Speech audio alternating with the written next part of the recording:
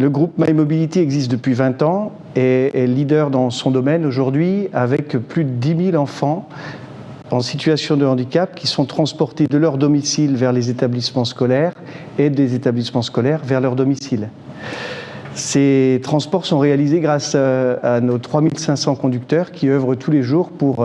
faire en sorte d'organiser cette mobilité dans les meilleures conditions. On a une action historique qui est de remplacer notre parc de véhicules chaque année et donc de disposer en permanence des véhicules dont la technologie est la plus avancée, notamment en termes d'émissions de gaz à effet de serre. Et on a décidé, grâce à la démarche sur le RSE et notamment sur la partie écologique du RSE environnemental, de mesurer l'impact des actions qu'on menait depuis déjà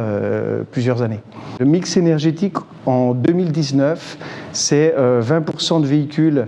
qui sont avec des nouvelles technologies, tels que l'hybride, l'électrique et le GNV qui vient d'arriver. Et on vise 30% avec l'augmentation notamment du GNV. La formation à l'éco-conduite est dispensée auprès de nos conducteurs pour leur donner les astuces et les modes opératoires pour réduire leur consommation et réduire du coup les émissions de gaz à effet de serre. C'est aussi l'éco-conduite finalement un moyen pour nos conducteurs d'avoir les modes opératoires pour conduire les passagers dans le meilleur confort possible, puisque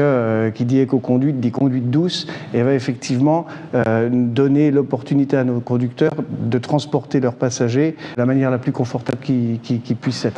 Et le challenge conducteur, c'est quelque chose dont on est fier parce que ça permet aux conducteurs de se sentir impliqués, puisque nos 3500 agents de conduite sont très souvent sollicités